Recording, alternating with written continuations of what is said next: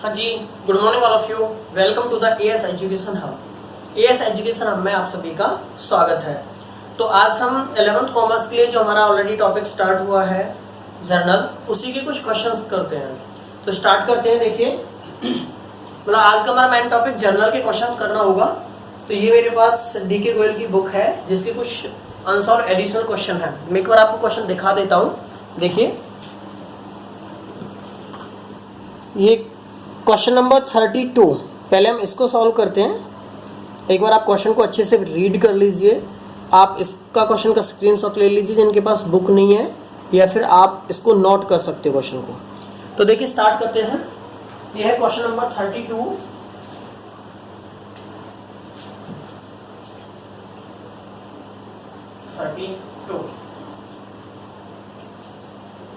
Solution देखिए, इसमें सबसे पहला जो पॉइंट दिया हुआ है, जर्नल करना है आपको। तो जर्नल का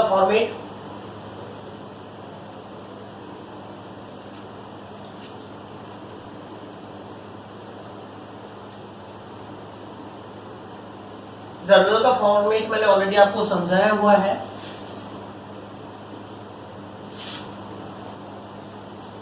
ये आपका डेट का कॉलम है,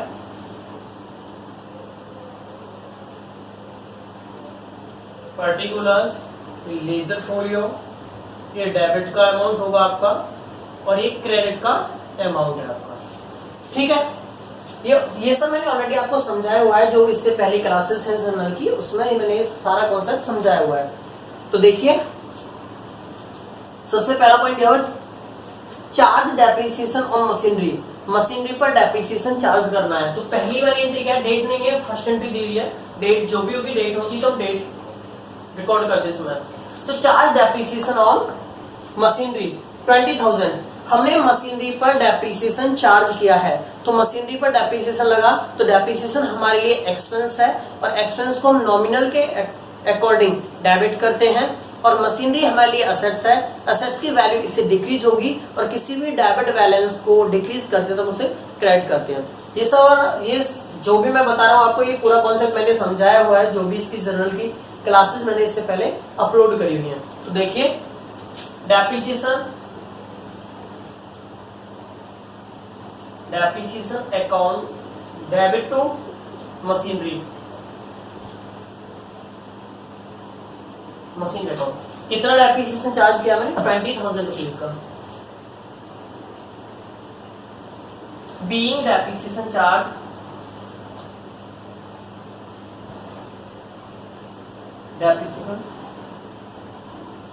ऑन मशीनरी।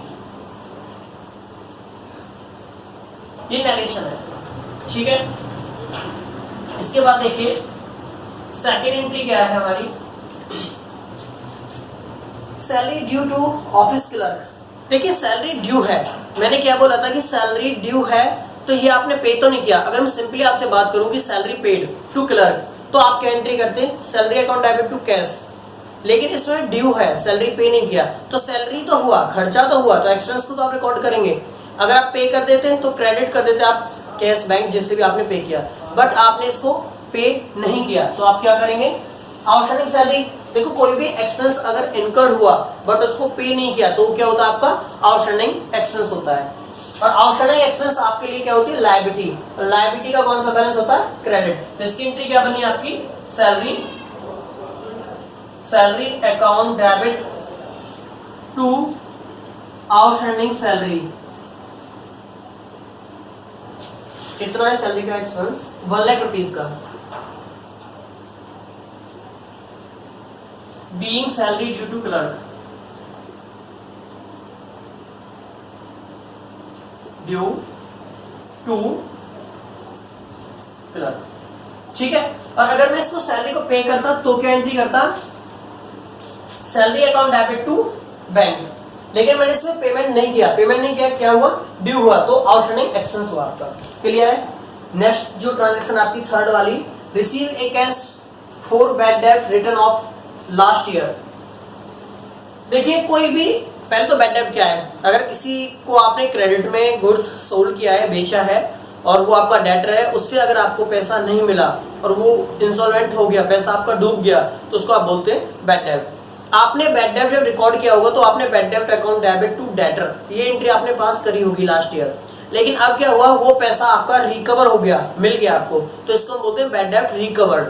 तो बैड डेब्ट रिकवर्ड आपके लिए इनकम है और इससे पैसा आएगा, कैश आएगा, तो आप क्या एंट्री करेंगे, cash account debit to bad डेब्ट रिकवर्ड। क्या एंट्री हो गया फिर थर्ड वाली, cash account debit to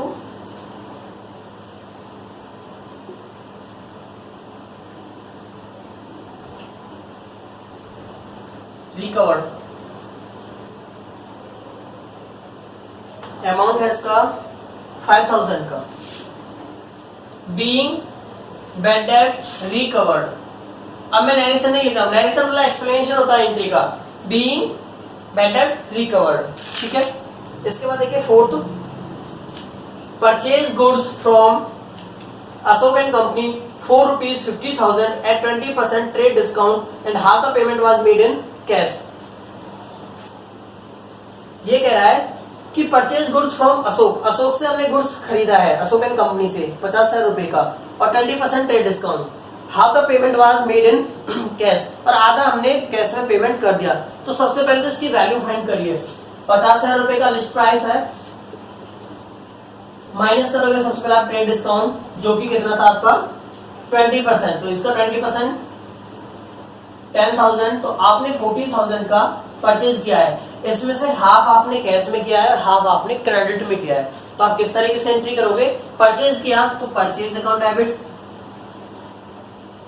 purchase account debit to, जितना क्रेडिट में किया उतना उसके नाम पर डाल देंगे, जिससे भी आपने क्रेडिट से जिससे भी खरीदा, इसका नाम क्या है जिसे आपने परचेज किया है, Ashok and company,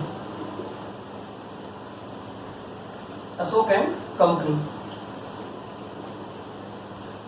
to cash. इतना आपने पेमेंट कर दिया, कैश में किया बैंक से किया, half the payment was made in cash, ठीक है, कैश में किया। तो अब देखिए हाफ क्या हुआ, टोटल परचेज कितना आपका 40,000 का, जिसमें से हाफ क्या था आपका क्रेडिट में, उतना आपने उसके क्रेडिट उसके अकाउंट को दिखा दिया, शो कर दिया, और बाकी आपका क्या था हाफ 20,000 का था कैश। तो being goods purchase from Ashok and half payment were made, आपने आधी पेमेंट क्या कर दी, कैश में पे कर दिया, क्लियर है। अब देखिए नेक्स्ट है fifth, issued cheque to Ashok and company in full settlement 19,500।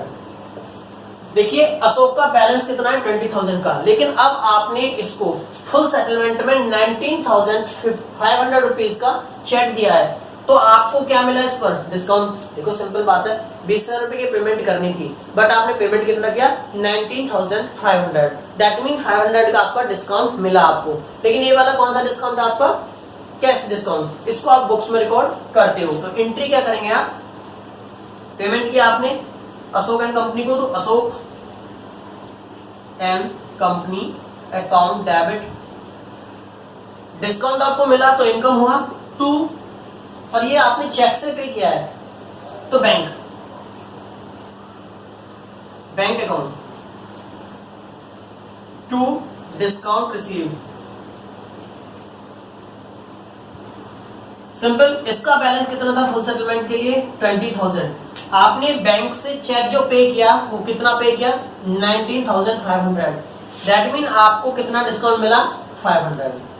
Being amount paid to Ashok and company and receive a discount of 500 rupees, clear है। इसके बाद देखिए 6, paid life insurance premium by cheque. बेटा इसको थोड़ा ध्यान से समझो, लाइफ इंश्योरेंस प्रीमियम पे किया, तो लाइफ इंश्योरेंस प्रीमियम क्या होता है। अगर मैं सिंपली बात करूं कि इंश्योरेंस प्रीमियम पेड, तो इंश्योरेंस प्रीमियम हमारे लिए क्या होता है, खर्चा, नॉर्मल एक्सपेंस होता है। बट लाइफ इंश्योरेंस प्रीमियम, आप प्रोप्राइटरशिप का अकाउंट बना रहे हो, अकाउंटिंग कर रहे हो, तो आप एक ऑनर के लिए अकाउंटिंग थोड़ी कर रहे हो, आप बिजनेस के लिए अकाउंटिंग कर रहे हो। लेकिन लाइफ इंश्योरेंस प्रीमियम पे किया तो लाइफ का इंश्योरेंस कंपनी का तो होगा नहीं, उस बिजनेस का तो होगा नहीं, पार्टनरशिप जो भी आप जो प्रोप्राइटरशिप जो भी फर्म है उसका तो होना नहीं है। ये लाइफ इंश्योरेंस किसका हुआ होगा, ऑनर का, और ऑनर के लिए कोई भी कुछ भी पेमेंट किया तो क्या होता है ड्राइंग। तो इसकी एंट्री क्या होगी, कहने का मतलब लाइफ इंश्योरेंस की एंट्री क्या होती है, ड्राइंग की एंट्री होती है, क्योंकि वो ऑनर के लाइफ के लिए इंश्योरेंस कराने के लिए प्रीमियम पे किया जाता है। तो इसकी एंट्री होगी drawing account debit to, drawing account debit to cash, अगर कैश में पे किया है और बैंक से किया तो bank, life insurance premium paid by cheque है तो टू बैंक,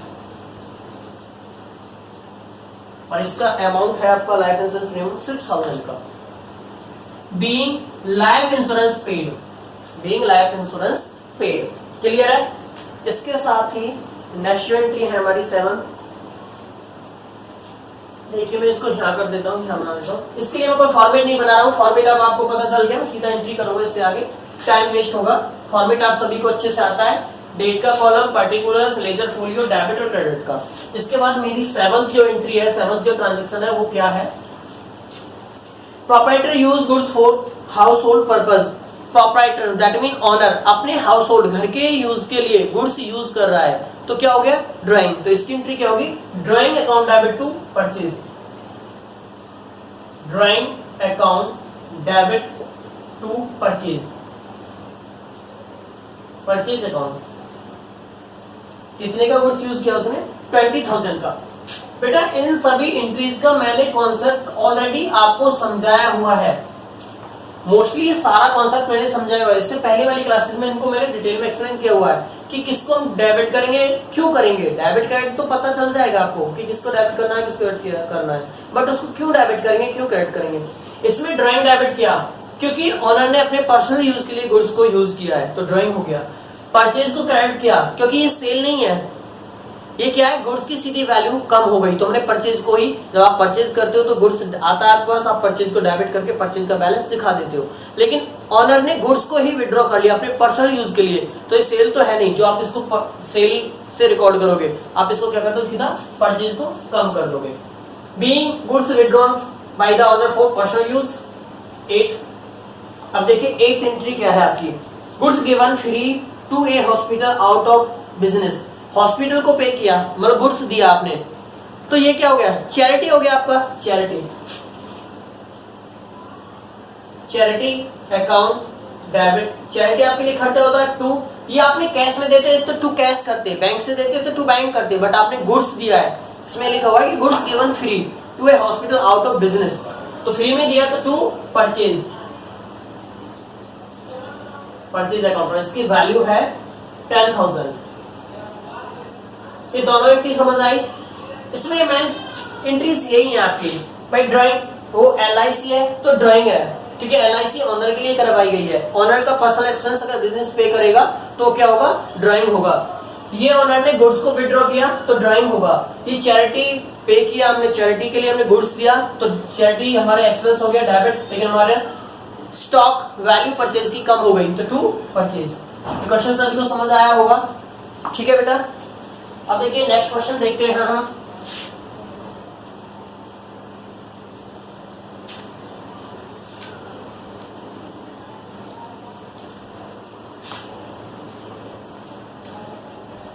क्योंकि जब तक हम क्वेश्चन नहीं करेंगे तब तक हमको नहीं पता चलेगा कि हमारा ये टॉपिक कंप्लीट है, क्लियर है या नहीं है। तो आज के लेक्चर में केवल कुछ क्वेश्चन कराऊंगा और कुछ एंट्रीज मैं खुद भी अपनी तरफ से बोलूंगा, उनको हम करके देखेंगे। तो देखिए नेक्स्ट वाला क्वेश्चन है आपका 33, एक बार आप इसको रीड कर लीजिए अच्छे से। जिनके पास बुक नहीं है बेटा क्वेश्चंस को आप नोट कर लीजिए, फिर स्क्रीनशॉट लेके रख लीजिए।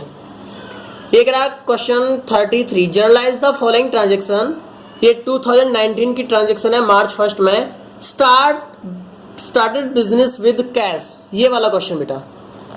तो इसको देख लीजिए अच्छे से, आप रीड कर लीजिए, फिर क्वेश्चन करना स्टार्ट करते हैं। तो देखिए स्टार्ट करते हैं बेटा। मैं इसमें जर्नल का फॉर्मेट बना के टाइम वेस्ट नहीं करने वाला, सीधा मैं एंट्री डेट वाइज रिकॉर्ड करता हूँ। और जो एंट्री बिल्कुल सिंपल होगी उसके लिए मैं एंट्री को करने का सोचूंगा नहीं, अगर सिंपल हुई तो। सबसे पहली जो एंट्री है मार्च 1 को started business with cash. Cash से हमने बिजनेस स्टार्ट किया तो ऑनर ने बिजनेस में पैसा इंट्रोड्यूस किया। ऑनर जो पैसा बिजनेस में लगाता है उसको क्या बोलते हैं, कैपिटल। मैंने आपको बेसिक कॉन्सेप्ट में अच्छे से समझाया हुआ है। तो अगर मार्च 2019 की एंट्री है और ये कौन सा वाला है, मार्च फर्स्ट को। बिजनेस स्टार्ट किया तो कैपिटल आई, तो एंट्री क्या करेंगे, cash account debit to capital, being cash introduce as a capital by the owner proprietor. ठीक है, आप जो भी कुछ लिखना चाहो, एक्सप्लेनेशन होता है आपका 50,000 का, आपने इसको रिकॉर्ड किया होगा। इसके बाद नेक्स्ट जो ट्रांजेक्शन है बेटा, purchase machinery for cash and paid installation charge on machinery.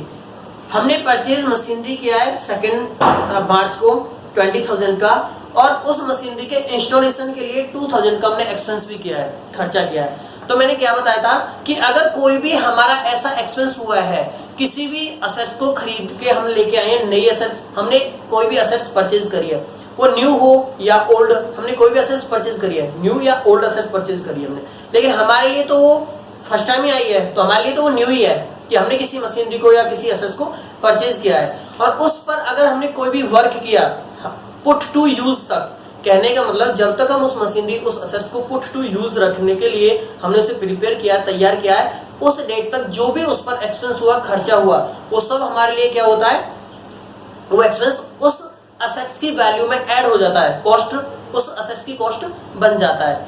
अगर मैं आपसे एक एग्जांपल के लिए एक बात कहूं, बहुत ही इंपॉर्टेंट बात मैं बोलने के लिए जा रहा हूं, सोचिए कि अगर आपने एक लोन लिया, थोड़ा सा पॉइंट समझना क्योंकि मैं क्वेश्चन के साथ साथ पूरा कॉन्सेप्ट भी रिवाइज कराऊंगा।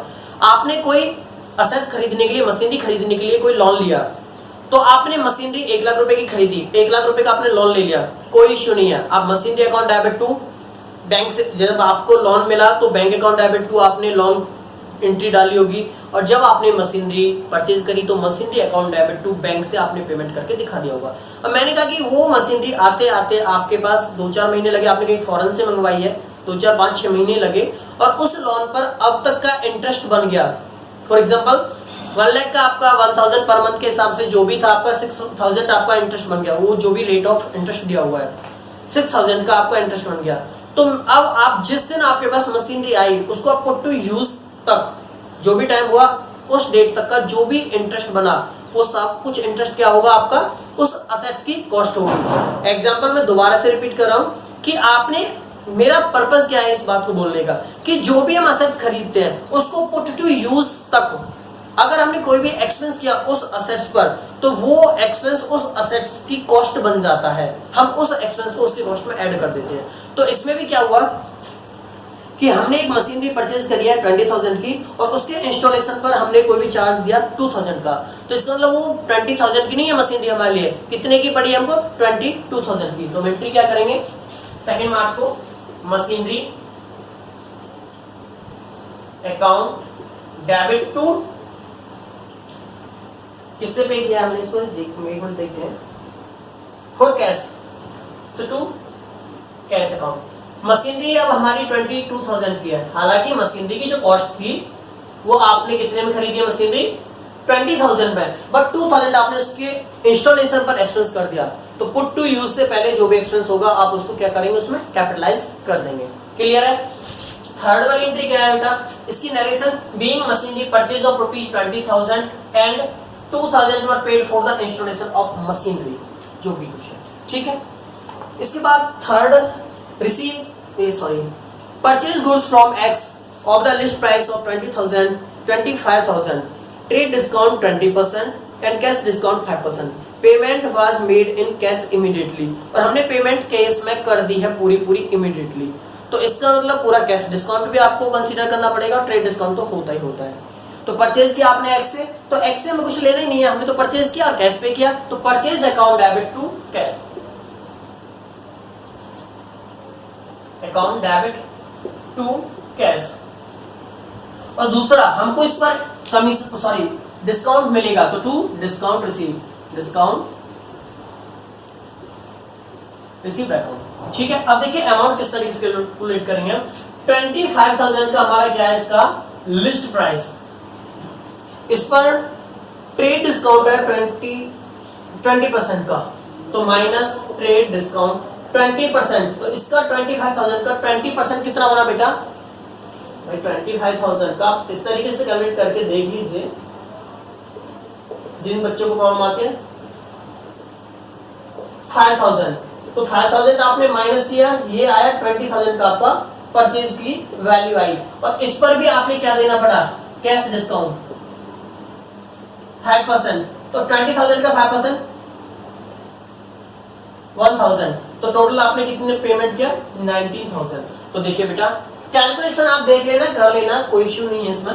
परचेज आपने कितना किया 20,000 का, कैश कितना पे किया 19,000 का, और डिस्काउंट कितना मिला 1,000 का। बीइंग गुड्स परचेज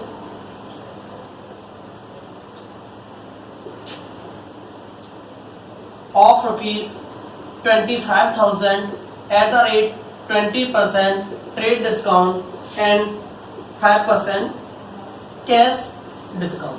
क्लियर है? नरेशन का मतलब है कि हम जो एंट्री कर रहे हैं उसकी एक्सप्लेनेशन देनी है हमको। क्लियर है बेटा? नेक्स्ट देखिए, sold goods to Y costing 10,000 at 30% profit on cost less 10% trade discount.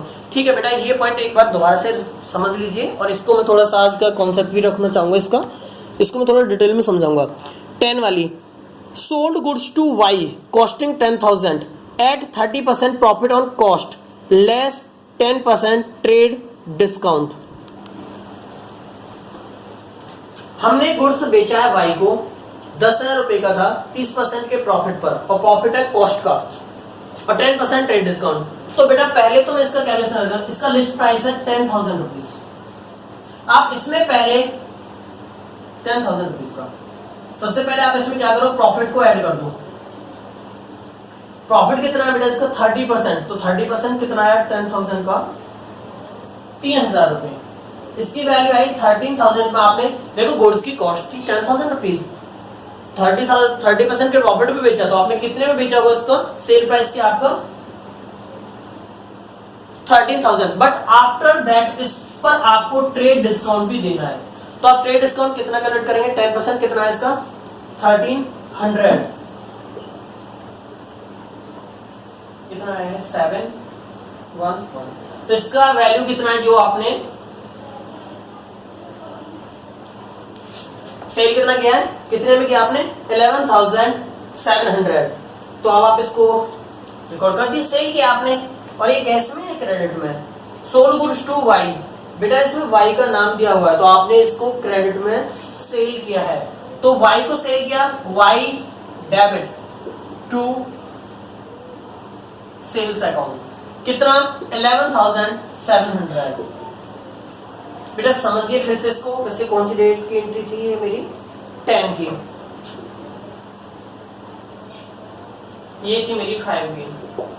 इसको समझिए एक बार, हमने गुड्स बेचा था वाई को जिसकी वैल्यू थी 10,000 कॉस्ट थी, उसको हमने 30% प्रॉफिट पर बेचा, तो 3,000 का प्रॉफिट हो गया।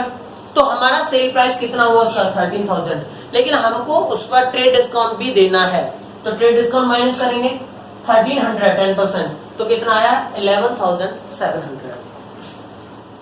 इसके बाद देखिए पेड रेंट, रेंट पे गया तो सिंपल एंट्री बेटा आप आसानी से कर लोगे, rent account debit to cash.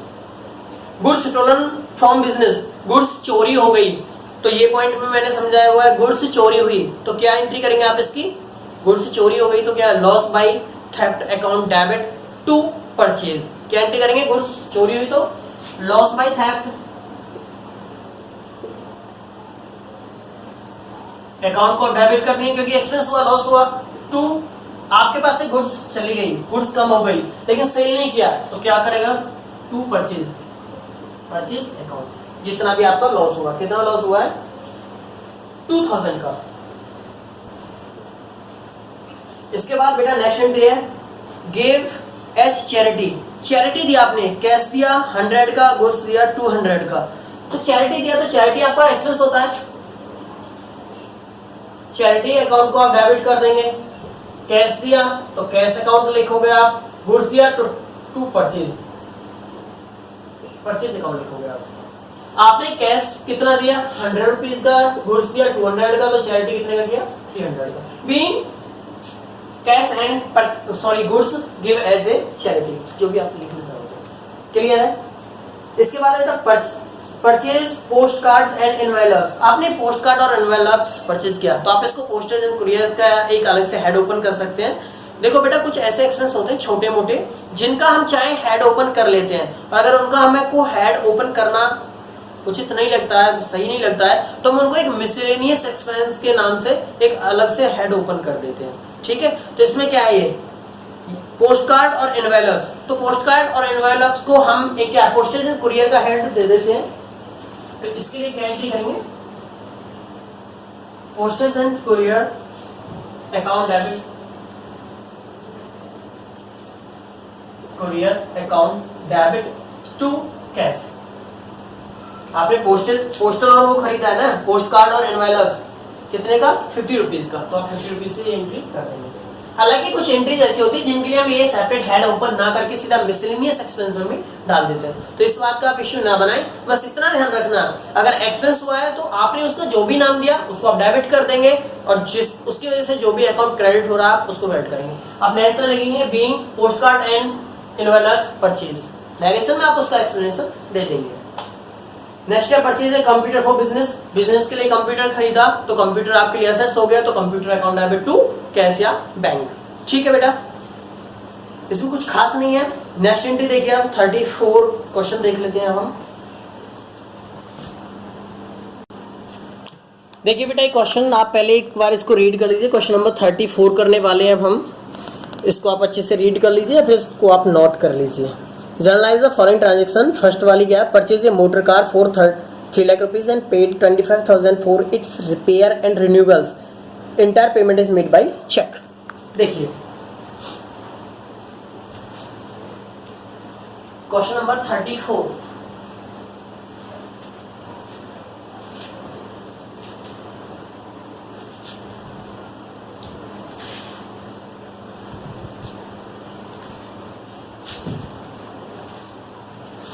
Question number 34 देखिए बेटा, इसमें जो पहली ट्रांजेक्शन है वो क्या है कि परचेज ये मोटर कार आपने खरीदा है 3 लाख का और 25,000 for its repair and renewals. आपने कोई सेकेंड हैंड मोटर कार खरीदी है 3 लाख की और उस पर 25,000 का आपने रिपेयर एंड रिन्यूअल्स का एक्सपेंस कर दिया, और पूरी पेमेंट आपने किससे करी है, चेक से करी है। तो चाहे बेटा वो आपने सेकेंड हैंड खरीदी है या फर्स्ट हैंड खरीदी है, उससे आपको कोई प्रॉब्लम नहीं होनी चाहिए। आपके लिए तो वो न्यू असेट्स है, और न्यू असेट्स खरीदते टाइम पुट टू यूज से पहले जो भी एक्सपेंसेस होंगे उनको आप क्या करेंगे, उस असेट्स की कॉस्ट में इंक्लूड कर देंगे। तो 3 लाख उसकी कॉस्ट और 25,000 फॉर उसकी रिपेयर के लिए, तो आपके लिए मोटर कार कितना हुआ, तो आप व्हीकल अकाउंट, आप इसके लिए व्हीकल अकाउंट ओपन कर सकते हैं या फिर सीधा मोटर कार अकाउंट भी डेबिट कर सकते हैं। तो पहली वाली एंट्री क्या होगी, motor car account debit to bank, क्योंकि चेक से पे किया है, बैंक अकाउंट। और बेटा 3,25,000 इसकी कॉस्ट हो गई। भले ही मोटर कार आपकी 3 लाख की थी, बट आपने 25,000 इसकी रिपेयर एंड रिन्यूअल्स पर भी एक्सपेंसेस किए हुए हैं। इसके बाद देखिए नेक्स्ट है रिसीव रेंट, रेंट रिसीव किया। बेटा रेंट रिसीव करना आपके लिए इनकम होता है, तो इनकम को आप क्रेडिट करते हैं, लेकिन रेंट रिसीव करोगे तो आपके पास कैश आएगा, तो आपकी एक एंट्री होगी cash account debit to rent receive account. Clear है, सिंपल है, हो जाएगा। Goods worth rupees 20,000 were distributed as free sample, free sample बांटा तो फ्री सैंपल एडवर्टाइजमेंट का एक्सपेंस हो गया आपका, तो advertisement expense account debit to purchase, क्योंकि इसमें आपने सेल नहीं किया, गुड्स तो गया लेकिन सेल नहीं किया, तो टू परचेज की वैल्यू कम हो जाएगी। 4 देखिए charge depreciation on motor car, आपने मोटर कार पर डेप्रिसिएशन चार्ज किया, तो डेप्रिसिएशन से मोटर कार की वैल्यू डिक्रीज होगी। क्या एंट्री करेंगे आप, depreciation account debit to motor car, में डेप्रिसिएशन एक्सपेंस हो गया तो depreciation account debit to motor car. Rent due to landlord rupees 10,000 and salary due to clerk. बेटा इस पॉइंट को देखिए, रेंट ड्यू है लैंडलॉर्ड को और एक सैलरी ड्यू है क्लर्क को, तो बेटा रेंट और सैलरी दोनों ही ड्यू हैं। अगर मैं कहता रेंट पे किया और सैलरी पे किया तो आप rent account debit, salary account debit to cash या बैंक से पेमेंट करके एंट्री कर देते, लेकिन ये ड्यू है तो क्या होगा, ये आउटस्टैंडिंग। तो पहले आप रेंट के लिए एंट्री करिए, रेंट ये वाली एंट्री है बेटा, इसको मैं करके दिखा देता हूं आपको, 5 वाली एंट्री है। Rent account debit to outstanding rent, कितना था रेंट आपका 10,000 और सैलरी था 80,000, being rent due to landlord. और 5th का फर्स्ट और 5th का सेकंड एंट्री क्या होगा आपका, salary account debit to outstanding salary. ये था बेटा आपका 50,000 का। मेरे हिसाब से समझ आ गया होगा। अगर बेटा हम इसको कैश में पे करते तो हम इसकी कंपाउंड एंट्री कर देते, भाई रेंट को भी डेबिट, सैलरी को डेबिट टू कैश या बैंक। ठीक है, इसके बाद नेक्स्ट जो ट्रांजेक्शन है वो है आपकी चार्ज इंटरेस्ट ऑन कैपिटल। बेटा इंटरेस्ट ऑन कैपिटल के लिए मैंने स्पेशली कॉन्सेप्ट आपको एक्सप्लेन किया हुआ है, इंटरेस्ट ऑन कैपिटल और इंटरेस्ट ऑन ड्राइंग। वैसे इंटरेस्ट ऑन कैपिटल की एंट्री क्या होगी? इंटरेस्ट ऑन कैपिटल बिजनेस के लिए क्या होता है, एक्सपेंस या इनकम? एक्सपेंस, बिकॉज कैपिटल वो ऑनर से लेता है। बिजनेस, आप अकाउंटिंग बिजनेस के लिए कर रहे हो और बिजनेस ने अगर पैसा लिया हुआ है उस पर इंटरेस्ट देना पड़ेगा, और जो चीज देनी पड़ेगी वो क्या हुआ बिजनेस के लिए? एक्सपेंस हुआ, खर्चा हुआ। तो interest on capital account debit to capital, on capital account debit to capital. ऐसा एंट्री मैंने क्यों करी बेटा, मैं इसको एक्सप्लेन करता हूं। अभी कितना था इसका अमाउंट देख लेता हूं। ये था बेटा चार्ज इंटरेस्ट ऑन कैपिटल 20,000 का। ये वाली एंट्री है आपकी 6 वाली। देखिए इंटरेस्ट ऑन कैपिटल आपके लिए एक्सपेंस है, खर्चा है, मैंने इसलिए इसको डेबिट कर दिया। बट अगर आप किसी भी एक्सपेंस को पे कर देते हो तो expense account debit to bank, लेकिन आपने चार्ज किया है तो interest on capital account debit to. इससे क्या हुआ, इंटरेस्ट से कैपिटल क्या होगी, बढ़ेगी। सिंपल बेटा, मैं अगर आपसे एक बात करूं कि आपने लोन लिया, लोन पर इंटरेस्ट देना है, तो लोन पर इंटरेस्ट मिलने की वजह से लोन की अमाउंट क्या होगी, इंक्रीज होगी, बढ़ जाएगी। अगर आप पे कर देंगे तो ठीक है, टू कैश चला जाएगा, लेकिन अगर आपने पे नहीं किया और इंटरेस्ट चार्ज किया तो इंटरेस्ट से लोन की अमाउंट बढ़ जाएगी। ऐसे कैपिटल पर जब आप इंटरेस्ट दोगे तो कैपिटल की अमाउंट बढ़ जाएगी। और कैपिटल का क्रेडिट बैलेंस होता है, किसी भी क्रेडिट बैलेंस को इंक्रीज करना है तो आप उसे क्या करेंगे, और क्रेडिट करेंगे, तो आपने इसको क्रेडिट। ठीक है, नेक्स्ट क्या है बेटा, नेक्स्ट देखते हैं 7। 500 due from Sanjay Gupta are bad debts. आपको संजय गुप्ता से 5,000 रुपए मिलने थे बट वो बैड डेब्ट हो गया, तो आप क्या एंट्री करेंगे, बैड डेब्ट account debit to Sanjay Gupta, no problem. Goods worth ₹50,000 were destroyed by fire. आग से वो गुड्स डिस्ट्रॉयड हो गई, खराब हो गई, तो लॉस हो गया, तो loss by fire account debit to purchase. Clear है? इस पर एक और एंट्री है next 9। Cash 5,000 and goods worth 20,000 were stolen by an employee. किसी एम्प्लॉय ने कैश भी चोरी किया और गुड्स भी चोरी किया, तो लॉस बाय थेफ्ट। इसको करके दिखा देता हूं, लॉस बाय थेफ्ट। अकाउंट आपने डेबिट किया टू कैश भी गया, कैश अकाउंट, और गुड्स भी गया, तो टू परचेज। बेटा मैं इसको फिर से कह रहा हूं, ये गुड्स जाना सेल नहीं है, इससे सीधा परचेज की वैल्यू कम हो जाएगी। तो 5,000 ये वाला अमाउंट और 20,000 ये वाला अमाउंट, टोटल कितना अमाउंट हुआ, 25,000। क्लियर है बेटा? इसके साथ ये क्वेश्चन आपका कंप्लीट हुआ। इसके साथ हम एक क्वेश्चन और भी करते हैं 35 को, नेक्स्ट वाला क्वेश्चन, उसको देखते हैं हम अभी। तो देखिए बेटा नेक्स्ट क्वेश्चन है हमारा क्वेश्चन नंबर 35। इस क्वेश्चन को आप अच्छे से रीड कर लीजिए, जिनके पास बुक नहीं है या तो इस क्वेश्चन को नोट कर लीजिए या फिर इसका स्क्रीनशॉट ले लीजिए। Generalized the following transaction, bought goods from Arun, ये वाला देखिए बेटा, ये कह रहा है कि journalise the following transaction, bought goods from Arun for ₹2 lakhs at a trade discount of 15% and cash discount of 2%, paid 80% amount immediately. अच्छा, आपने गुड्स खरीदा है, कुछ कैश में है और कुछ क्रेडिट में है, तो बेटा क्रेडिट वाले पर तो हम कैश डिस्काउंट को कंसीडर करते नहीं है। देखो अच्छा क्वेश्चन है, बहुत सा कॉन्सेप्ट इसमें कवर होगा आपका जर्नल का, इस क्वेश्चन को हम थोड़ा अच्छे से करते हैं। तो देखिए क्वेश्चन नंबर 35, पहले इसकी कैलकुलेशन कर लेता हूं। गुड्स का लिस्ट प्राइस है हमारा 2 lakhs का, इस पर हमको 15% ट्रेड डिस्काउंट देना है, तो सबसे पहले माइनस करेंगे ट्रेड डिस्काउंट, 15% 30,000 का है आपका, तो 1,70,000 की आपकी गुड्स की वैल्यू है। अब इसमें से कुछ तो है क्रेडिट में और कुछ है कैश में, तो ये क्रेडिट वाला है और ये कैश वाला है। कैश में है बेटा 80% अमाउंट इमीडिएटली है, तो इसका 80% निकाल लेते हैं, तो 1,70,000 का 80% कितना आया, 80%, ये 1,70,000 का 80%, ये है आपका 1,36,000 का। और ये कितना बचा बेटा आपका 20%,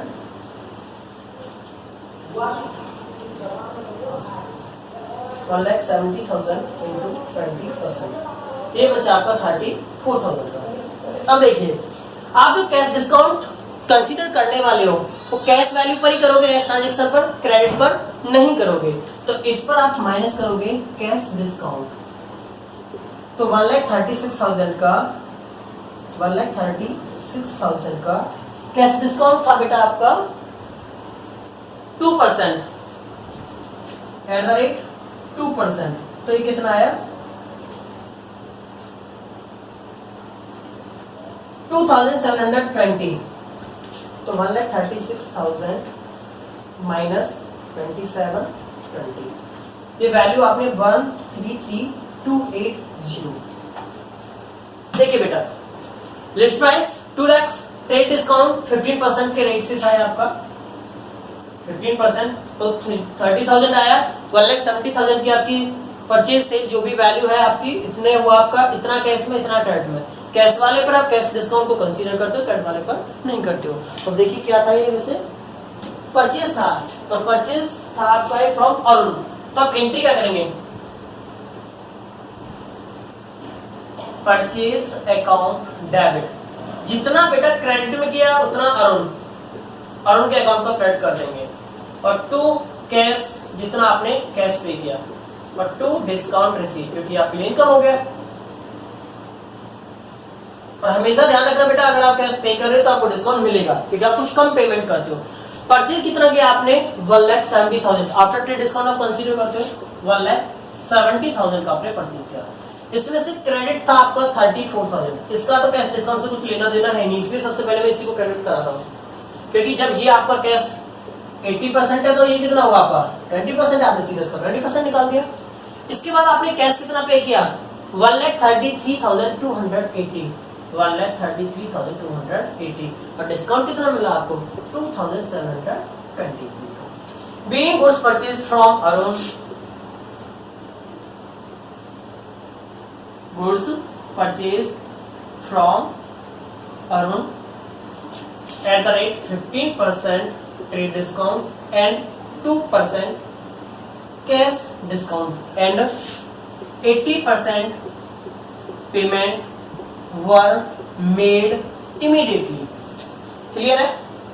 इसके बाद नेक्स्ट ट्रांजेक्शन है हमारी, purchase goods ₹4.20,000 from X and supply to Y for 26,000।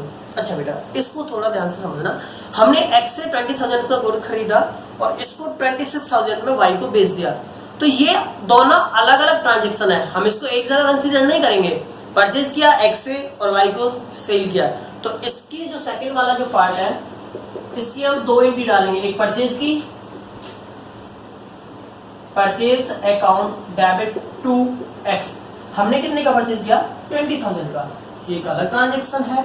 और इसी गुड्स को हमने Y को सप्लाई किया, तो वो एक अलग मैटर है, उसके लिए हम बी एंट्री डालेंगे, क्या सेल किया Y को, तो Y डेबिट टू सेल, क्योंकि नाम दिया हुआ है, कैश दिया हुआ नहीं है, तो हमने क्रेडिट में सेल किया हुआ।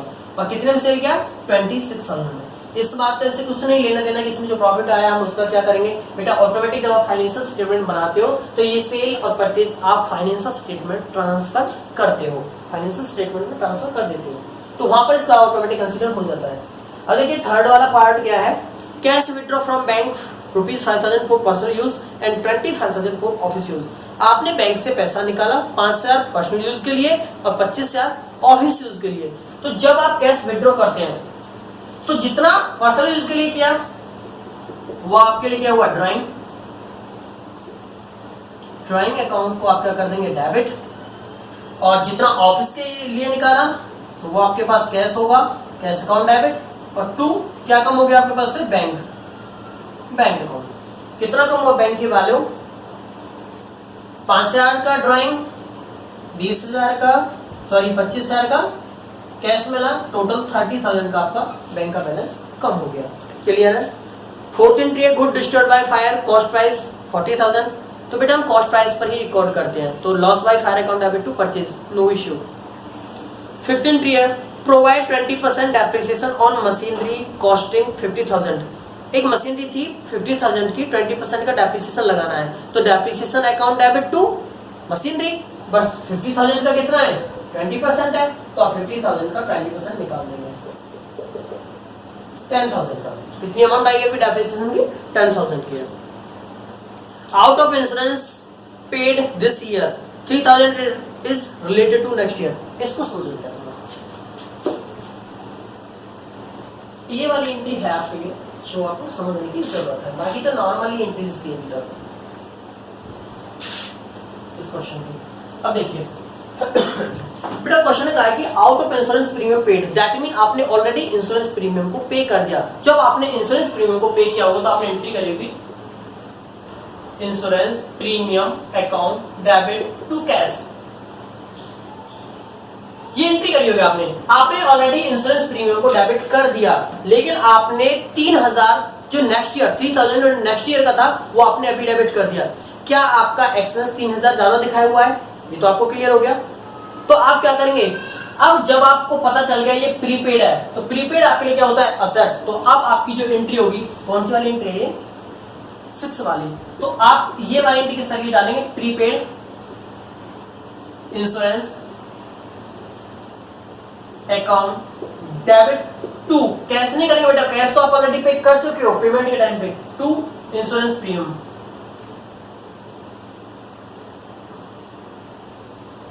अकाउंट 3,000 से। समझ आया होगा। मैं अगर एग्जांपल के लिए बात करूं, मान लो आपने 13,000 रुपए का पेमेंट किया 13,000 का, तो आपने पेमेंट के टाइम पे एंट्री करी होगी insurance premium account debit to cash. बाद में आपको पता चला कि आपके 3,000 रुपए इसमें एक्स्ट्रा पे किए हुए हैं नेक्स्ट ईयर के लिए, तो वो प्रीपेड हो गया। तो कैश तो ठीक आपके पास 30,000 गया, तो आप प्रीपेड की जब एंट्री एडजस्टमेंट एंट्री करोगे तो आप क्या करेंगे, कैश को दोबारा से पे नहीं करेंगे, आप सीधा क्या करेंगे, इंश्योरेंस का जो प्रीपेड हुआ प्रीपेड को डेबिट, क्योंकि असेट्स है, और जो एक्सपेंस आपने ज्यादा डेबिट किया हुआ है उसको क्या कर देंगे, क्रेडिट कर देंगे, कम कर देंगे। क्लियर है। इसके बाद बेटा नेक्स्ट है आपकी allow ₹5,000 as interest on capital and charge 100 as interest on drawing. तो बेटा इंटरेस्ट ऑन कैपिटल आपके लिए एक्सपेंस है, तो interest on capital account debit to capital, और इंटरेस्ट ऑन ड्राइंग आपके लिए इनकम है, बिकॉज आपने ऑनर ने ड्राइंग किया, पैसा निकाला, तो उस पर जो इंटरेस्ट लगेगा वो बिजनेस को मिलेगा। तो interest on drawing income, income को हम क्रेडिट करते हैं, और उसकी वजह से ड्राइंग की वैल्यू इंक्रीज होगी, तो drawing account debit to interest on drawing, ये एंट्री होगी आपकी। कैपिटल के लिए तो होगी interest on capital account debit to capital, और ड्राइंग के लिए क्या एंट्री होगी, ड्राइंग डेबिट, अकाउंट को डेबिट करेंगे, और to interest on drawing, interest on drawing account करेंगे, जो भी इसकी वैल्यू होगी जितनी का होगी। तो मेरे को यही पॉइंट समझाना था, ठीक है। नेक्स्ट है आपका सोहन हु ओन अस, जिसने हमसे उधार में लिए हुए 25,000 रुपए 25,000 वाज डिक्लेयर्ड इंस्टॉलमेंट, वो इंस्टॉलमेंट हो गया, एंड ए चेक ऑफ 40 पैसा in rupees is received from him in full settlement, और केवल 1 रुपए में से 40 पैसा, 1 रुपीज में से 40 पैसा का आपको चेक मिला है। इसका मतलब क्या हुआ, बैड डेब्ट हुआ, कुछ तो पैसा मिल गया और कुछ आपका बैड डेब्ट हो गया, तो एंट्री करेंगे, और वो भी चेक से मिला, तो बैंक अकाउंट डेबिट, जितने का चेक मिल गया, जितना बैड हो गया बैड डेब्ट अकाउंट डेबिट, जितना आपको लॉस हो गया। टू कौन था ये पर्सन, सोहन, सोहन का बैलेंस था 25,000 का, लेकिन इसमें से आपको केवल कितना मिला 25,000 का। जब 1 रुपए में से 40 पैसा मिला है तो 40% हो गया, 40% हो गया भाई। 1 रुपए में कितने पैसे होते हैं 100 में से कितना मिला 40, दैट मीन आपका 40% मिला है, तो इसका 40% निकाल लीजिए। आपको कितना मिला 10,000, तो 10,000 तो आपको अमाउंट मिल गया, और बाकी 15,000 आपका क्या हो गया, बैड डेब्ट हो गया, ठीक है। नेक्स्ट एंट्री देखिए आप, paid income tax ₹10,000 by cheque. बेटा ये फिर से पॉइंट आया, इनकम टैक्स पे किया। अच्छा बिजनेस, मैंने बोला हुआ बिजनेस अलग है और ऑनर अलग है। इनकम टैक्स इनकम जो अर्न हुई है उस पर टैक्स देना है। तो इनकम किसके लिए अर्न हुई थी बेटा? इनकम किसकी है? ऑनर की। अगर ऑनर की इनकम है तो ऑनर को वो टैक्स पे करना चाहिए, लेकिन वो पे किसने किया? बिजनेस ने। तो दैट मीन क्या हुआ? बिजनेस का कोई एक्सपेंस अगर ऑनर का कोई एक्सपेंस कोई बिजनेस पे करेगा तो वो क्या होता है? ड्राइंग। तो ये वही है बेटा, इनकम टैक्स पे करना क्या होता है? हमारा ड्राइंग। क्लियर है? तो ध्यान रखना इसकी एंट्री क्या होगी? Drawing account debit to, drawing account debit to income tax paid by cheque, तो टू बैंक। कितना था? 10,000 बीइंग इनकम टैक्स पेड।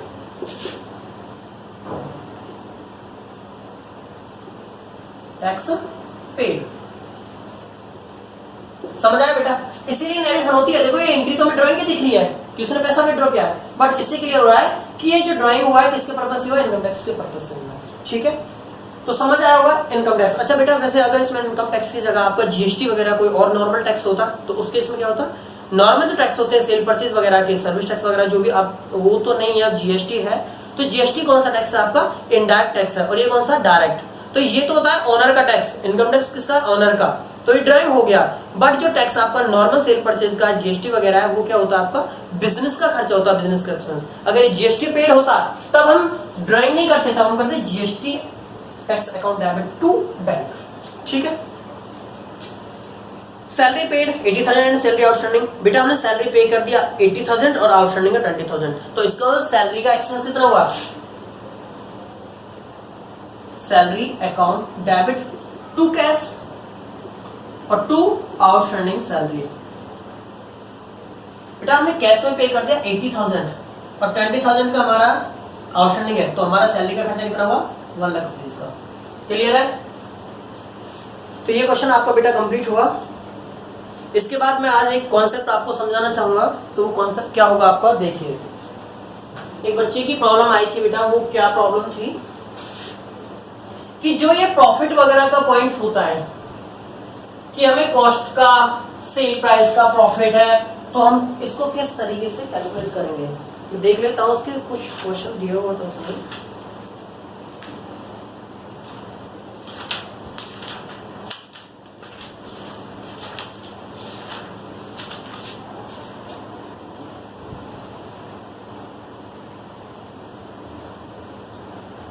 हाँ बेटा एक मिनट इन क्वेश्चंस को देखिए बेटा। 1 मार्क्स के हैं, बच्चे की प्रॉब्लम में आए थे। ये एक बच्चे ने मेरे को कमेंट में किया था, व्हाट्सएप पे किया था। ये क्वेश्चन नंबर जो आपका 11 है, कैश रिसीव फ्रॉम कर्जल आफ्टर अलाउइंग डिस्काउंट, ये तो हो गया होगा। ये 13 वाला, गुड्स कॉस्टिंग ₹30,000 सप्लाई टू मॉन at a profit of 25% of sale price less state discount at the rate 5% will be credited to sale account with. मेरा बेटा जो पर्पस है वो ये है समझाने का कि अगर कोई प्रॉफिट हमारा सेल प्राइस पर है, आपके पास जो क्वेश्चन आ सकते हैं वो किस तरीके से आ सकते हैं कि आपको जो प्रॉफिट दिया हुआ है वो या तो प्रॉफिट इस तरीके से होगा, profit is equal to 20% on cost, या फिर हो सकता है 20% on sale price, cost price या फिर सेल प्राइस। तो इस केस में आप किस तरीके से करोगे? देखो बेटा आपको क्या करना है, आपको क्वेश्चन में जो इन्फॉर्मेशन गिवन है सिंपल तरीके से क्या सोचना है। मैं कॉन्सेप्ट बता रहा हूं, क्वेश्चन आप कोई भी कर लेना, कॉन्सेप्ट समझ आ गया तो कोई भी अमाउंट हो, कोई भी रेट हो, कोई भी परसेंटेज हो, कुछ भी हो आपका क्लियर हो जाएगा। बहुत ही इंपॉर्टेंट पॉइंट है। 11th 12th क्या है, इसके बाद भी पूरा बीकॉम वगैरह आप जो भी कुछ करोगे अकाउंट्स में इन पॉइंट्स को की प्रॉब्लम्स को जरूर फेस करोगे। तो देखिए इसका कॉन्सेप्ट समझिए। सिंपल बात, अगर आपको कोई भी यहां पर दिया हुआ है कॉस्ट, किसी भी कोर्स का कॉस्ट दिया हुआ है, फॉर एग्जांपल 1 लाख रुपीस की आपको कॉस्ट दी हुई है और मैंने जो प्रॉफिट परसेंटेज दिया हुआ प्रॉफिट वो दे दिया 25% ऑन कॉस्ट। इसका क्या मतलब है बेटा, आपको कॉस्ट पता है, प्रॉफिट का परसेंटेज पता है और ये जो प्रॉफिट है वो कॉस्ट पर ही है। तो आप प्रॉफिट मेरे को कैलकुलेट कर दो। प्रॉफिट आएगा आपका, जो आपकी कॉस्ट है 1 लाख रुपीस का, उसका 25% आप बना के मेरे को निकाल के बता दोगे। 25,000 बिल्कुल सही है एक्चुअली। लेकिन अगर मैं यहां पर इस पॉइंट को चेंज कर देता हूं, ये जो 25% है ऑन कॉस्ट की जगह मैं इसको कर देता हूं 20%, 25% ऑन सेल प्राइस। अब आपकी प्रॉब्लम स्टार्ट होती है, क्या आप सीधा इसका 25% निकाल सकते हो? बेटा ये जो रेट दिया हुआ है ना, सेल प्राइस का दिया हुआ है, और ये क्या वैल्यू आपके पास? कॉस्ट। तो इस केस में आपको क्या करना होगा? आपको इस तरीके के क्वेश्चन को हैंडल करने के लिए क्या करना होगा? आप देखो, इसको तो निकाल नहीं सकते, इस कॉस्ट को तो आप सेल प्राइस नहीं बता सकते हो कि सेल प्राइस क्या होगा, ताकि आप इस 25% को सीधा इसमें अप्लाई कर दो। तो इसके लिए आप क्या कर सकते हो? लेकिन आपके पास एक ऑप्शन अवेलेबल है कि आप अपने इस वाले रेट को चेंज कर सकते हो। जो कॉस्ट पर है उसको सेल प्राइस पर कन्वर्ट कर सकते हो, और जो सेल प्राइस है उसको आप कॉस्ट पर कन्वर्ट कर सकते हो। आपको करना क्या है? देखिए, आपको पता है हमेशा आपके पास एक तो कॉस्ट होती है, एक आपके पास सेल होती है। देखिए किस तरीके से आप इसको कन्वर्ट करेंगे। एक तो आपके पास कॉस्ट होता है, एक आपके पास सेल प्राइस होता है, एक आपके पास जो प्रॉफिट परसेंटेज है, प्रॉफिट परसेंटेज होगा बेटा। ये अमाउंट आपके पास होंगे, ये चीजें। अगर ये वाला जो परसेंटेज प्रॉफिट है कॉस्ट का दिया हुआ है तो सीधा आप कॉस्ट पर अप्लाई कर देंगे, सीधा कैलकुलेट हो जाएगा। ये परसेंटेज प्रॉफिट सेल का दिया हुआ है तो आप सेल पर अप्लाई कर देंगे, दे देंगे, निकल जाएगा। लेकिन अब मैं आपसे एक बात कहता हूं कि आपको गिवन तो है कॉस्ट,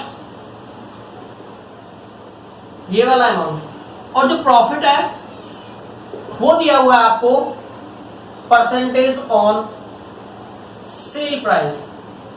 तब प्रॉब्लम होती है क्योंकि आप इस परसेंटेज को इस पर अप्लाई नहीं कर सकते हो। तो इस केस में आपको क्या करना होता है बेटा?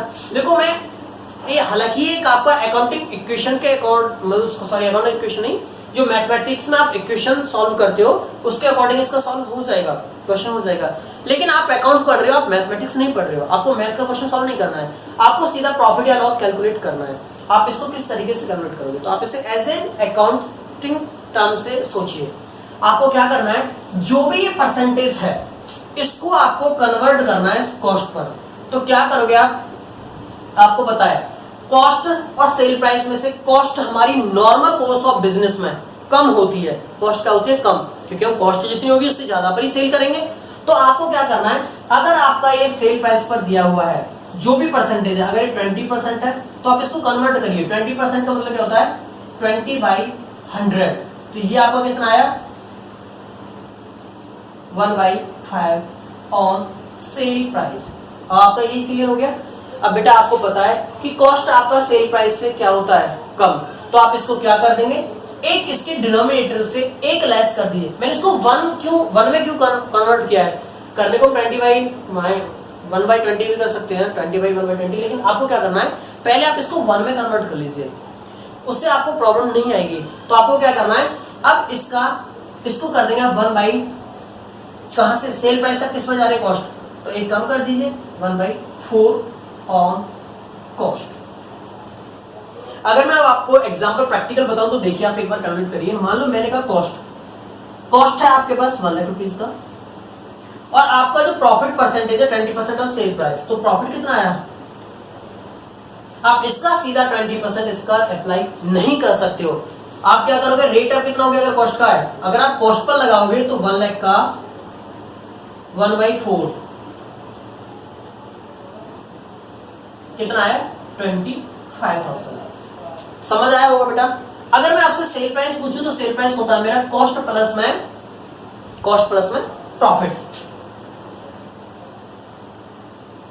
तो कॉस्ट कितना आया मेरा? 1 लाख रुपीज, प्लस में प्रॉफिट कितना आया? 25,000 रुपीज। तो अभी हो गया 1,25,000 रुपीज। हाँ बेटा, अब आप इसको सीधा इस पर अप्लाई कर सकते हो। अगर मैं अब कहूं जो प्रॉफिट है तो 20% ऑन सेल प्राइस, तो 1,25,000 का सेल प्राइस है, इसका 20% कितना आएगा? 25,000 रुपीज। समझ में आया बेटा? क्लियर है? 5 से कितनी बार जाएगा? 25,000। अब देखो इसमें भी 25,000 का प्रॉफिट आया, इसमें भी 25,000 का प्रॉफिट आया, लेकिन दोनों का डिफरेंस क्या है इसको थोड़ा समझिए। ये वाला रेट मैंने कितने पर लगाया, 1 लाख पर, और ये वाला कितने पर लगाया, 1,25,000 पर। अब मेरे पास अगर ये इंफॉर्मेशन होती तो मैं इसका सीधा 20% लगा देता, लेकिन मेरे पास ये वाली इंफॉर्मेशन अवेलेबल नहीं है, इसलिए मैं इसको तो इसमें लगा ही नहीं सकता। तो मेरे पास एक ऑप्शन होता है, मैं अपने रेट को कन्वर्ट कर लेता हूं। ठीक है, तो ध्यान देना बेटा, अगर आपको सेल प्राइस से कॉस्ट पर जाना है तो अपने डिनोमिनेटर में से 1 लेस करना है। पहले आपको सिंप्लीफाई करना है टर्म्स को, तो 25, अगर ये मान लो 25% होता तो 25% का मतलब होता है 25/100, दैट मीन 1/4। अब आपका ये अगर किस पर है, सेल प्राइस पर है, on sale price 1/4 of sale price, तब आप इसका अगर कॉस्ट में कन्वर्ट करोगे तो 1/3 करोगे ऑफ कॉस्ट, 1/3 ऑफ कॉस्ट। और अगर आपका कॉस्ट से कहां पर जाना है, सेल प्राइस पर, कॉस्ट से कहां जाना है, सेल प्राइस पर, तब आप क्या करोगे, अपन देखो आपको पता है कि कॉस्ट सेल प्राइस से कम होती है और आपको कॉस्ट से सेल प्राइस पर जाना है, तो आप अपने डिनोमिनेटर को इंक्रीज कर दोगे। आपको कम से ज्यादा पर जाना है तो आप उसको इंक्रीज कर दोगे। तब आप क्या करते, मान लो अगर मैं आपसे एक डेटा लेता हूं, अब आप इसको थोड़ा समराइज करके अच्छे से समझो। देखो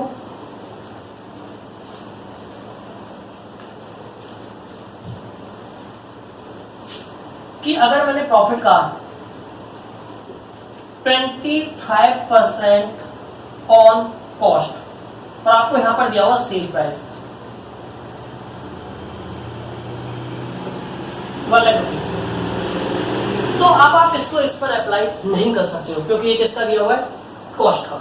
लेकिन आप इसको कन्वर्ट कर सकते हो, इसको क्या लिख सकते हो, 1/4 ऑन कॉस्ट कर सकते हो। अब आपको पता है कि कॉस्ट और सेल में से सेल ज्यादा होता है, सेल प्राइस ज्यादा होता है नॉर्मल कॉस्ट ऑफ बिजनेस में, तो आप क्या करेंगे, इसको कर सकते हो 1/5 ऑन सेल, सेल प्राइस कि 1/5 ऑफ सेल प्राइस का आप इसका कैलकुलेट कर सकते हो। तब भी आपका इतना ही प्रॉफिट आएगा जितना कॉस्ट का 1/4 रहेगा आपका। अच्छा बेटा, अब आप समझ रहे होंगे कि सर हम इसका इस तरीके से क्यों किया। अगर मैं आपसे सिंपली एक बात कहूं बेटा कि देखो इस दोनों का प्रॉफिट कैलकुलेट करके देखो आप, प्रॉफिट पहले आया कितना, 1/4 ऑन कॉस्ट है, कॉस्ट है नहीं तो सेल में कन्वर्ट किया तो 1 लाख का 1/5 20,000 आया मेरे पास प्रॉफिट आया। ठीक है, और मैंने कहा कॉस्ट, कॉस्ट कितना होगा, सेल प्राइस माइनस में प्रॉफिट, तो सेल प्राइस माइनस में प्रॉफिट, तो सेल प्राइस कितना, 1 लाख माइनस में 20,000 तो 80,000। अगर मेरे पास कॉस्ट होता तब मैं प्रॉफिट निकालता तो 80,000 का 1/4 करता, क्योंकि कॉस्ट का कितना 1/4, तब मेरा 20,000 प्रॉफिट आता। ये भी 20,000, ये भी 20,000। लेकिन अगर मैं ये नहीं करता तो मैं अगर इसका 1/4 निकालता सेल प्राइस का 1/4, तब आता है मेरा 25,000, जो कि क्या होता, गलत, जो कि मेरा क्या रॉन्ग आंसर है। तो ध्यान रखना, आपको ये रेट कन्वर्ट करना है, क्योंकि आप इस वाले प्राइस को, सेल प्राइस को, कॉस्ट प्राइस को कन्वर्ट नहीं कर सकते हो। ऐसा क्यों किया, मैं अब इसका रीजन देना चाहूंगा आपको। देखिए कि ये मैंने क्यों इसमें एडलेस किया। बेटा एक बात बताइए, अगर मैं आपसे कहूं कि अगर आप डिनोमिनेटर को इंक्रीज करोगे तो आप अपने रेट को क्या कर रहे हो, इसका मतलब है बेटा 1/4 का मतलब है 100 से मल्टीप्लाई करिए 25%, और इसका मतलब होता है 20%। फाइनली आपने अपने रेट को क्या किया है, कम। मैंने तो ये 1 इंक्रीज किया, लेकिन ये क्या हुआ, रेट कम। क्योंकि अगर हम डिनोमिनेटर में कुछ भी इंक्रीज करेंगे तो हमारा आंसर क्या आएगा, कम। अगर मैं आपसे एक बात कहूं, अगर आप 6 को 2 से डिवाइड करें तो कितना आएगा, 3। अगर 6 को 3 से डिवाइड करें तो आंसर कितना आएगा, 2। तो जब आपने डिनोमिनेटर को इंक्रीज किया तो आपका आंसर डिक्रीज हुआ, आंसर क्या हुआ आपका, डिक्रीज हुआ। तो अब आप ही बताइए, अगर कोई एक वैल्यू है, आपको प्रॉफिट तो वही होना है, ये आपका अगर कोई वैल्यू है और इसका रेट नहीं दिया हुआ तो आप रेट को क्या करेंगे, कन्वर्ट करेंगे। क्योंकि अगर देखो मैं एक बात कहूं, 1 लाख रुपीज का आप 20% निकालो और फिर 1 लाख रुपीज का 25% निकालो, इसका तो आया 20,000 और इसका आया 25,000, क्या ये दोनों इक्वल है, तो इसका मतलब आप आंसर गलत कर रहे हो। इसलिए मेरे को रेट को कन्वर्ट करना पड़ेगा। तो अब चाहे कोई भी क्वेश्चन हो आप उसको आसानी से कर लोगे। हालांकि कॉन्सेप्ट इतना आसानी समझ में नहीं आया होगा आपको, आप इस वीडियो को दोबारा से रिप्ले करना और तब इसको अच्छे से देखना। यहाँ से फिर से एक्सप्लेन कर दूं कि अगर आपको रेट को कन्वर्ट करना है तो आपको क्या करना है कि जो रेट दिया हुआ है अगर वो कॉस्ट का है तो सेल प्राइस पे लेके जाओ, और कॉस्ट से सेल प्राइस ज्यादा होता है तो इसलिए मैंने इसको 1 से इंक्रीज कर दिया। भाई पहले मैंने इसको सिंप्लीफाई किया, फिर मैंने इसको 1 से इंक्रीज कर दिया कि कॉस्ट से सेल प्राइस ज्यादा होता है, और अगर यही प्राइस मेरा सेल प्राइस का होता कॉस्ट पे लेके जाता तो 1 से इसको माइनस कर देता, तब कितना आता है 1/3। तो ध्यान रखना इसका। अब देखिए इस क्वेश्चन को अब हम करने की कोशिश करते हैं। आपका कॉन्सेप्ट क्लियर हो गया, अब देखना इस क्वेश्चन में हम इन कॉन्सेप्ट को अप्लाई करेंगे तब हमें क्लियर हो जाएगा। एक बार क्वेश्चन फिर से आपको दिखाता हूं, ये क्वेश्चन नंबर 13 है बेटा। इसने कहा कि गुड्स कॉस्टिंग है 30,000 supply to amount at a profit of 25% of the sale price less trade discount 5% will be credited to sale account with. तो हम सेल अकाउंट को कितने से क्रेडिट करेंगे, ठीक है। तो ये बेटा देखो, अगर 30,000 का मेरा लिस्ट प्राइस है, ये तो मैंने आपको अभी भी समझाया होगा 30,000 थोड़ी देर पहले की, और आपका इसमें प्रॉफिट है प्लस में profit 25% of sale price, 25% profit जो आपको दिया हुआ है, ये था आपका कॉस्ट, और प्रॉफिट है आपका 25% ऑन ऑफ सेल प्राइस। तो बेटा आप इसको सीधा तो अप्लाई कर नहीं सकते इस पर, आपको क्या करना पड़ेगा, इसका जो प्रॉफिट परसेंटेज है इसको आप 1/4 लिख सकते हो। 25% का मतलब होता है 1/4 ऑफ सेल प्राइस, और आप इसको क्या लिख सकते हो, और 1 सेल प्राइस से कहा जाना है कॉस्ट पर, कॉस्ट क्या होती है कम, तो 1/3 ऑन कॉस्ट। समझ आया बेटा, सेल प्राइस से जाना है कॉस्ट पर क्योंकि कॉस्ट आपके पास अवेलेबल है, तो 1/3 ऑफ ऑन कॉस्ट। तो अब प्रॉफिट निकालिए 30,000 का 1/3 दैट मीन 10,000 आपका क्या है प्रॉफिट। तो आपका सेल प्राइस क्या आया 30,000 प्लस 10,000 दैट मीन 40,000 का आपका सेल प्राइस है। अब आप इसको कर लीजिए, अभी आपको ट्रेड डिस्काउंट वगैरह कितना है, इसका ट्रेड डिस्काउंट है आपका 5%, तो आप माइनस करिए, ट्रेड डिस्काउंट कितना आया 5%, भाई 40,000 का 5% 2,000। तो आपका जो सेल वैल्यू है, सेल की वैल्यू है वो आप कितना रिकॉर्ड करोगे 38,000, 40,000 माइनस करो आप ट्रेड डिस्काउंट। तो समझ आया, तो ध्यान रखना ये कॉस्ट है ये सेल प्राइस है, तो आपने इस रेट को सीधा कन्वर्ट कर दिया। हालांकि आप इसको अकाउंटिंग इक्वेशन जो आपकी सॉरी अकाउंट उसकी अकाउंटिंग इक्वेशन नहीं, मैथमेटिक्स में आप इक्वेशन से जो क्वेश्चन सॉल्व करते हैं उससे भी कर सकते हो। अब देखिए एक और क्वेश्चन करते हैं बेटा। Goods costing 20,000 sold at a profit of 20% on cost and trade discount is allowed 10%। ये देखिए सिंपल है, 14 को देखिए आप पहले, 20,000 का आपका कॉस्ट है और प्रॉफिट भी आपका 20% कॉस्ट का ही दिया हुआ है, तो ये तो आप सीधा अप्लाई करके आप इसमें को आसानी से कर लोगे, इसमें कोई प्रॉब्लम नहीं है। ये क्या है, sold goods worth list price है 8,000 का, ट्रेड डिस्काउंट है 2% ट्रेड डिस्काउंट। तो बेटा इसके जो भी अगर आपके पास कोई क्वेश्चन होते हैं तो आप इनको करके देख लेना। तो ठीक है बेटा, आज की जो क्लास है मैंने आज इसमें मोस्टली प्रैक्टिकल पोर्शन को कवर किया है, कुछ क्वेश्चन किए हमने। अभी भी अगर आपके लिए कोई डाउट्स का कोई क्वेश्चन रहता है तो आप मेरे को कमेंट करके आप मेरे को व्हाट्सएप कर सकते हो। मेरा व्हाट्सएप नंबर है 9813282733।